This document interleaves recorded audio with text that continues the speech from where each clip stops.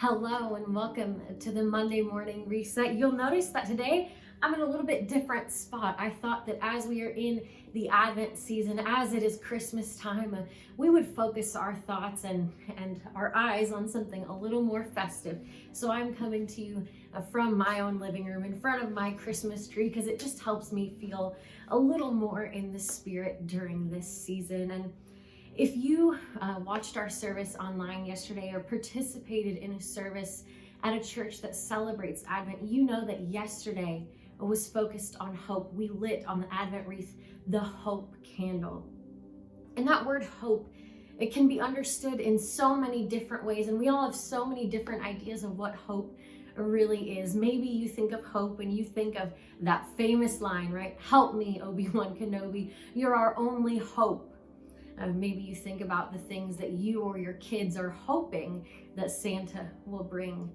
Perhaps you're thinking about things that you hoped in your life would come to pass and have not happened yet or never will. And when we think about this word hope, though, it's not just wanting something. It's not just a desire, but it's infused with optimism, right? We want something, we trust in something, but there's that optimism, that joy or that peace kind of behind it, right?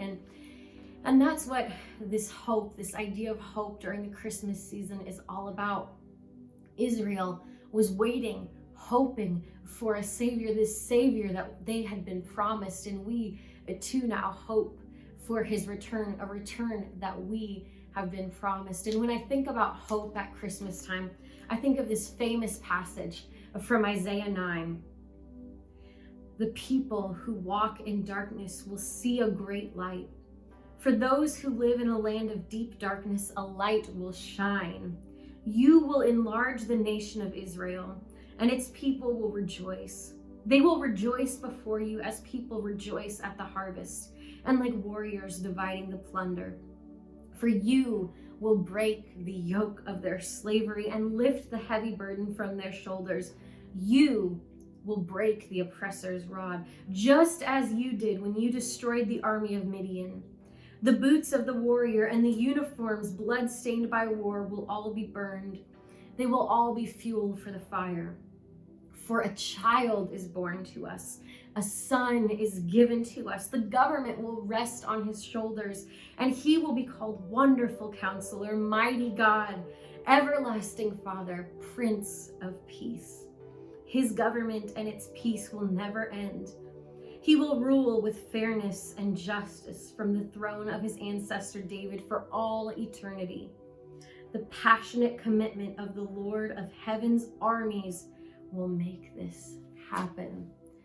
What an incredible visual this gives us of a nation waiting in darkness, people who have been oppressed and enslaved, and they are waiting for someone to break their chains, to set them free, to bring peace and cause an end to this chaos. And that hope is realized in the person of Jesus. And friends, this morning, this week, I want to encourage you and remind you that your hope as well is found in Jesus. And as Christians, hope is such a complicated thought, a complicated feeling.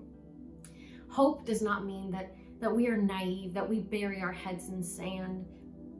We recognize that the world is a broken place. There are horrible things happening around the planet day to day, and we are aware of them. But hope tells us that someday Jesus will make this right. Someday he will bring an end to suffering. Someday we will find our peace in him. And hopefully this Christmas season, you're able to lean into that hope wherever you find it, whether it's the laughter of children, the lights at Christmas, the Christmas carols we sing together. Let those all be little reminders to you of the hope that we find in Jesus, because friends, we cannot find that hope anywhere else. Anywhere else we try to place our hope and trust in is going to leave us sorely disappointed.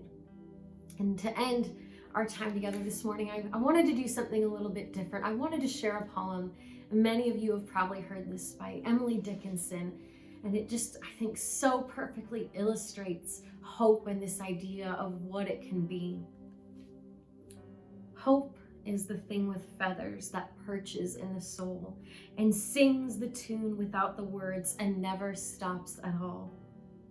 And sweetest in the gale is heard, and sore must be the storm that could abash the little bird that kept so many warm. I've heard it in the chillest land and on the strangest sea, yet never in extremity it asked a crumb of me. This week, friends, may hope rise for you. May you find hope, this resilient, lasting hope, this hope in every season and circumstance.